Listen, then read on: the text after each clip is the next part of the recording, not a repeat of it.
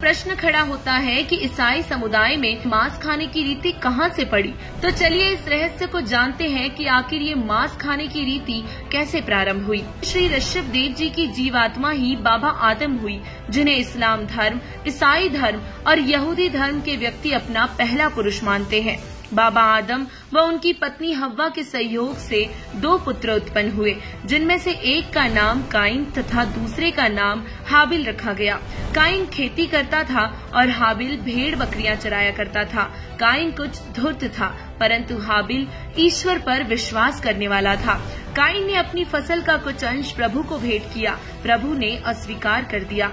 फिर हाबिल ने अपने भेड़ के पहले मेमने को प्रभु को भेंट किया, प्रभु ने स्वीकार किया। अब सोचने की बात ये है कि यदि बाबा आदम में प्रभु बोल रहा होता तो कहता कि बेटा हाबिल, मैं तेरे से प्रसन्न हूँ। आपने जो मेमना भेंट किया है यह आपकी प्रभु के प्रति श्रद्धा का प्रतीक है।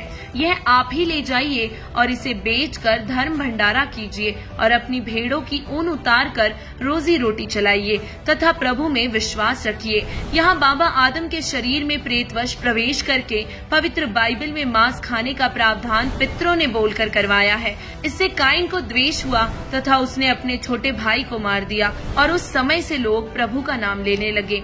अब यहाँ पर सोचने की बात ये है कि जहाँ से पवित्र ईसाई धर्म की शुरुआत हुई, वहीं से मार काट, लोभ और लालच, द्वेष परिपूर्ण है। पवित्र बाइबल में है कि पितृ दूसरों के शरीर में प्रवेश करके बोल रहे हैं।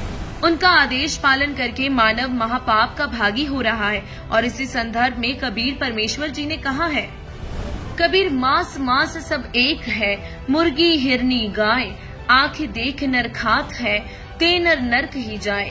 कबीर यह कुकर को भक्ष है, मनुष्य देह क्यों खाए, मुख में अमिख मेल के नरक पुरेंगे जाए।